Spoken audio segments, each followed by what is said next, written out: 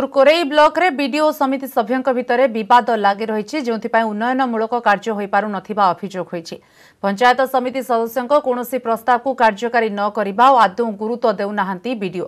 एबरिकी block अध्यक्षंकु समस्ते अणदेखा करी निज मन इच्छा कार्य करुथिबा अभियोग। कोरेई ब्लॉक रो पंचायत समिति सदस्यंक पक्षरु ब्लॉक परिसर रे सांबादिक सम्मेलन रे अभियोग आनिछथि ब्लॉक अध्यक्ष और समिति सभ्य।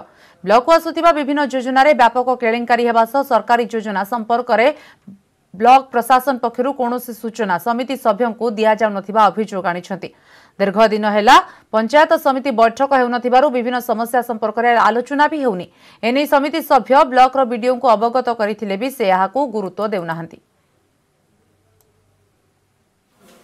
मु चारि थर चिठी लिखिकी देलेनी बीडीओ महाशय को ग्रहण करूना अभियोग आम बारंबार चारि थर आम अभियोग कर बिना दस्खतर फाइल पास बिल पास कर ब्लॉक प्रशासन जीआरएस ठारू ब्लॉक प्रशासनिक मुख्य बीडीओ पर्यंत समस्ते दुर्नीति भरपूर। जदि आम से 2 सप्ताह मध्य पंचायत समिति बैठक न हुए आम 5टी सचिव को जनइबू सेठी यदि सुफल न मिलला आमे ब्लॉक प्रशासन आगे धारणा देबू प्रशासन को संपूर्ण अचल कर देबू। देखो ये पंचायत समिति एक्चुअली बहुत दुर्नीति होती तो दुर्नीति को रोकिए मैं जो लोक आलोचना न आने ये प्रशासनिक अधिकार माने पंचायत समिति बैठक केमी न हम से चिंता कर सब चिंतन आम संघ तरफ बस आलोचना होती तत्क्षणात 7 दिन कि 10 दिन भीतर बैठक डाकिया नोटिस न हुए आम ब्लॉक प्रशासन आगे धारणा देबू और ब्लॉक को संपूर्ण अचल कर देबू।